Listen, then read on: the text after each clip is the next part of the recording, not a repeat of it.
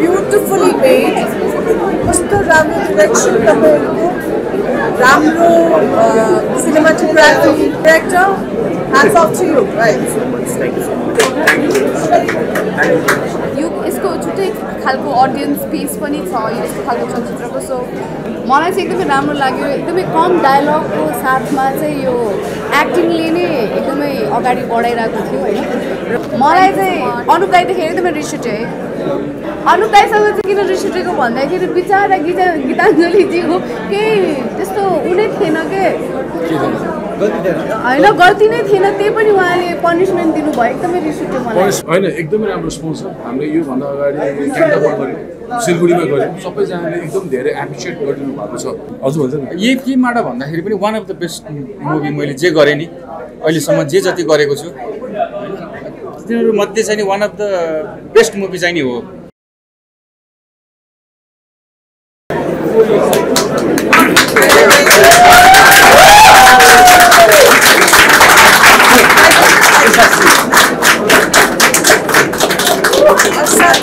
असाध्यै राम्रो जार cinema beautifully made कस्तो राम्रो डाइरेक्सन तपाईहरुको राम्रो cinematography brilliant music performance पनि त्यति राम्रो I feel so proud कि नेपाली सिनेमा यस्तो राम्रो बन्दैछ भनेर and kudos to the director hats off to you right good job all the best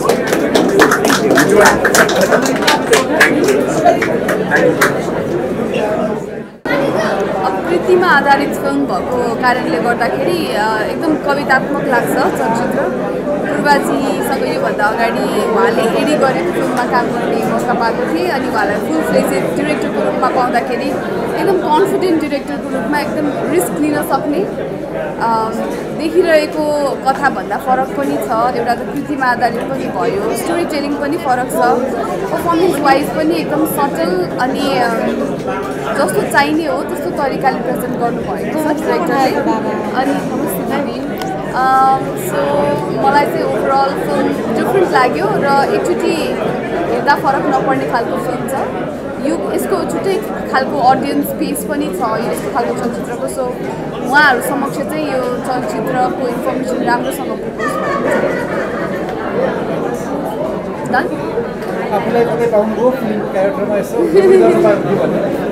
लाग्यो गीताञ्जलीजीले एकदमै राम्रो पर्फर्म गर्नुभएको छ अनि उहाँले त्यो एकदम सटल अनि त्यो कामनेस फेसमा पर्फर्म गर्दाखेरि हतारो छैन उहाँलाई एकदम त्यो बग्न दिएको आफ्नो इमोसन्सहरू अनि त्यो डिरेक्टरले पनि त्यो स्पेस दिनुभएको छ अनि त्यो गर्दै गर्दाखेरि चाहिँ अब त्यस्तो खालको मैले अब त गर्न सकुला कि नसकुला होइन एकदम ब्युटिफुल्ली पर्फर्म गर्नुभएको छ आफूले गर्न पाए हुन्थ्यो जस्तो चाहिँ लाग्यो मलाई चाहिँ एकदमै राम्रो लाग्यो एकदमै कम डायलगको साथमा चाहिँ यो एक्टिङले नै एकदमै अगाडि बढाइरहेको थियो होइन र नट टु फर्गेट सिनेमाटोग्राफी चाहिँ एकदमै नै राम्रो लाग्यो मलाई अनि म्युजिक वाज टप नच त्यो दुइटाले चाहिँ एकदमै नै अटेन्सन ग्राब गरेको थियो मेरो लागि चाहिँ अनि जुन चाहिँ कारणले गर्दाखेरि 4 वर्ष ढिला भएको थियो जुन चाहिँ टपिकले गर्दाखेरि यत्रो टाइम हामीले कुर्नु पर्यो त्यो चाहिँ डिसपोइन्टिङ थिएन त्यो चाहिँ बाघ थियो है हाम्रो द मेन क्यारेक्टर वाज बाघ मैले सुनेको थिएँ केही आर्टिकल्सहरूमा पुरानो चिजहरूमा मैले जार पढ्ने मौका चाहिँ पाएको थिइनँ इन्द्रबहादुरजीको तर चलचित्र हेरिसके पछाडि चाहिँ एकचोटि गएर पुस्तक पनि पढौँ कि जस्तो खालको भान भएको छ मलाई चाहिँ अनुप दाइ देखेर एकदमै रिस उठ्यो है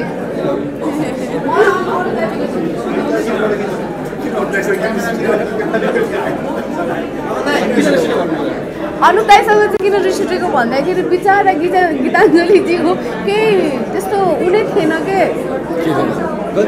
हैन गल्ती नै थिएन त्यही पनि उहाँले पनिशमेन्ट दिनुभयो एकदमै रिस उठ्यो मलाई पनिशमेन्ट दिएको ए हो सबै चीज नभन्नु त्यसले मुभी हेर्नुपर्छ तर लास्टको सिन त हेर्यो नि त तर it was a really good movie thank you नानु thank you very much okay finally हामी जार फिल्म हेर्यौं हजुर आज स्पेशल इभेन्टमा सबैले तारिफ गर्नुभएको छ तपाईहरुले भन्न त धेरै बेर बोले जानुभयो तारिफ हजुर हजुर अरु फिल्ममा धेरै बोल्नु न सायद धेरै बोले छ समग्रमा हजुरले अब धेरै पटक फिल्म गर्दा उतापट्टि गरेर उतापट्टि धेरै पटक आफ्नो हेर्नुभयो कस्तो रेस्पोन्स पाउनुभयो नि आउँदैन होइन एकदमै राम्रो रेस्पोन्स छ हामीले योभन्दा अगाडि क्यान्टापर गऱ्यौँ सिलगढीमा गऱ्यौँ सबैजनाले एकदम धेरै एप्रिसिएट गरिदिनु भएको छ यो मुभीको लागि चाहिँ अब त्यही नै हो इन्द्रबहादुर राई सरको अमर कृतिलाई चाहिँ फुलबा सरले एउटा हिस्ट्रीलाई रिलमा उतार्ने कोसिस गर्नुभएको छ डेफिनेटली अब हामीले आफ्नो मुभी बारेमा भन्नुभन्दा पनि दर्शकले र अडियन्सले नै बोल्छ जस्तो लाग्छ मलाई चाहिँ अब मैले चाहिँ नि मैले आफूले हेरिसकेँ होइन मैले भन्ने चाहिँ अब यो फिल्मको लागि चाहिँ अब मलाई मनपर्ने फिल्ममध्ये एउटा हो है मैले गरेका फिल्महरूमध्ये one of the best movie हो मलाई यस्तो खालको मुभीहरू गर्न मनपर्छ र एउटा एक खालको जुन तिर्खा थियो यस्तो खालको फिल्म गर्ने यो चाहिँ यसले चाहिँ नि अलिकति मलाई सन्तुष्टि पनि दिएको छ र जहाँसम्म लाग्छ सबैले नै इन्जोय गर्नुहुन्छ एउटा फरक स्वाद अहिलेको चलिरहेको फिल्महरूभन्दा बिल्कुलै फरक स्वाद चाहिँ नि पाउनुहुन्छ जस्तो लाग्छ त्योभन्दा बेसी त अब के भनौँ हामीले धेरैले फरक फिल्म आएन भन्छ हजुर जति फरक छ फिल्म आधारित त्यस कारणले फरक हेर्नु लागेको छ विशेष गरी एकदम क्यारेक्टरमा खेल्न रुचाउने मान्छे सबैलाई अझ बढी विशेषमा अनि सबैभन्दा सन्तुष्ट अहिलेसम्म गरेको फिल्महरूमध्ये यही फिल्मबाट हजुर भन्छ नि यही फिल्मबाट भन्दाखेरि पनि one of the best movie मैले जे गरेँ नि अहिलेसम्म जे जति गरेको छु तिनीहरूमध्ये चाहिँ नि one of the best movie चाहिँ नि हो र सायद मैले भन्नुभन्दा पनि जो दर्शकहरू हुनुहुन्छ उहाँहरू सबैले नै फिल्म भन्नुहुन्छ होला कि तपाईँको best film one of the best film हो है भनेर चाहिँ नि उहाँहरूले नै भन्नुहुन्छ होला जस्तो लाग्छ हेरिसकेपछि अनुसार अब त्यो बेलाको सुटको बेलाको कुरा गरिदिनुहोस् न हाम्रो सिक्किममा बढी सुट भयो क्या हजुर अनि कस्तो थियो त्यो बेलामा अलि अगाडि सुट भएको थियो होइन यो लगभग हामीलाई उहाँले होमवर्क गरेकोदेखि सुटिङसम्मको र रिलिज हुनेसम्मको लगभग 8-10 वर्ष लाग्यो होइन किनभने 4 वर्ष त मुभी नै गर्नुको लागि लकडाउन बेलामा एकदमै गाह्रो भएको थियो सबैतिरबाट ब्लकेजहरू भएको थियो त्यो एकदम कठिन टाइममा हामीले यो सुटिङ गरेका थियौँ सिक्किमको वेस्ट सिक्किममा अनि त्यसपछि एकदमै धेरै गुड मेमोरिजहरू छ त्यहाँनिर भनौँ न स्वगत एक्सन काममा त जेरिममा एकदम खुसी लाग्छ एउटा भिन्न क्यारेक्टरमा मैले अहिले यसमा अभिनय गरेको छु जुन मेरो पछिल्लो चलचित्र भन्दा पनि मेरो विचारमा दुई चार छिटा स्वगत दाइको पनि आएर चाहिँ त्यो अघि झलक दिएको जस्तो लाग्छ है मलाई चाहिँ सो म जहिले पनि रेस्पेक्ट गर्ने मेरो एकदमै प्रिय दाइ एउटा मेरो फेभरेट एक्टर हुनुहुन्छ स्वगत दाइ होइन थ्याङ्क यू भेरी मच सबैजनालाई आज आइदिनु भयो मुभीलाई सपोर्ट गरिदिनु भयो सकेसम्म यसलाई राम्रो मुभी चाहिँ नमरोस् भन्छु म चाहिँ हजुरको साथको सपोर्ट चाहिँ पाइरहेको छु र आउनेसम्म पनि पाउँछु र पिछोसम्म पनि पाउँछु भनेर चाहिँ एकदम आशावादी छु यो इन्ट्रेस्टिङ विषय चाहिँ योभन्दा अगाडि पनि आएको थियो फिल्ममा बाघ देखाउनलाई 2 करोड खर्च गर्यो होइन फिल्म बाघको लागि 2 करोड अरू त कति करोड खर्च भयो भन्नुभएको छ बाघसँग लड्ने अब टिजर ट्रेलर देखिसकेको छ सबै मतलब यसरी लड्नु भएको छ होइन कतिको दुःख भयो त्यो अब के त्यो सिनारी अलि भन्नुहोस् न खिचाइमा पक्कै पनि मेहनत धेरै भएको थियो होला हजुर हजुर त्यो टेक्निकल कुराहरू हुन्छ होइन एकदमै अनि अब मेरो पनि पहिलो अनुभव थियो होइन अब कस्तो भएको छ अब त्यहाँ चाहिँ त सबैलाई थाहा नै छ त्यहाँ साँच्चीकै बाघ त हुँदैन होइन एउटा पर्फर्मेन्स एउटा गर्नुपर्ने हुन्छ होइन त्यो जस्तो मान्छे नै हुन्छ त्यहाँ होइन अब त्यसरी चाहिँ नि अब त्यो भएको हुन्छ र अब त्यही हो मलाई पनि आइडिया थिएन त्यो गर्दाखेरि होइन त्यतिकै गरेर राख्ने त हो नि अब त्यो गरे जस्तो गर्ने हो तर अहिले हेर्दाखेरि चाहिँ नि अब अझ मेहनत गरे जस्तो गर्न पाएको भए हुन्थ्यो यस्तो देखिने रहेछ भन्ने जस्तो चाहिँ हुने रहेछ आफूलाई किन साँच्चीकै बाघ देख्दाखेरि चाहिँ अझ केही गर्न पाए हुन्थ्यो भन्ने जस्तो चाहिँ हुने रहेछ अब त्यही नै हो त्यो एउटा रमाइलो थियो त्यो बाघको सिनको लागि मात्रै कति दिन लागेको थियो टेक्निकली पनि मेरो विचारमा 3 घन्टा 4 घन्टा यस्तै होला 2 घन्टा 3 घन्टा जस्तो लाग्छ मलाई चाहिँ 3-4 घन्टा लाग्यो किन एकदमै रस थियो एकदमै रस थियो सेकेन्ड लकडाउनको सुरु भइसकेको थियो अब त्यो बोर्डर ब्लक भइसकेको थियो कि सो त्यो कारण चाहिँ लगभग 3 घन्टा भन्दा पनि 5-6 घन्टामा सकाइदियो होला 3 घन्टा 4 घन्टा यता अरू लिएर सबैमा चाहिँ यतिको त्यो प्रडक्ट निकालेको छ र भिएफएक्सको पार्टले फेरि बस्नु खाएछ त्यसले त फेरि धेरै समय 2 करोडको ब्याग 2 मिनेटमै सक्यो मेरो विचारमा मेरो फुलबा सरसँग कुरा हुँदाखेरि चाहिँ बाघ बनाउनु मात्रै लगभग 2 वर्ष चान्स लाग्यो बाघ मात्रै बनाउनु अनि त्यति धेरै दुःख हुँदो रहेछ भन्ने हजुर हजुर अब जार भन्ने बित्तिकै पनि यो टाइटललाई लिएर धेरैलाई थाहा थिएन फिल्म हेरेर थाहा त हुन्छ होइन अब सर अनुप सरको मुखबाटै सुनौँ न एक्चुली यो जार भनेको के हो भने जार भनेको अब जस्तो अहिले तपाईँले एकदम सजिलो इक्जाम्पल म यहीँबाट दिन्छु जस्तो कि अब भनौँ न अनुप भयो होइन, अनुपको श्रीमती यदि मैले लिएर गएँ भने होइन एकदमै सजिलो तरिकाले लिएर गयो भने म चाहिँ नि उसको जार भएँ, म चाहिँ जार भएँ। अनि म अगाडि हुन्छु, ऊ पछाडि हुन्छ, उसले चाहिँ नि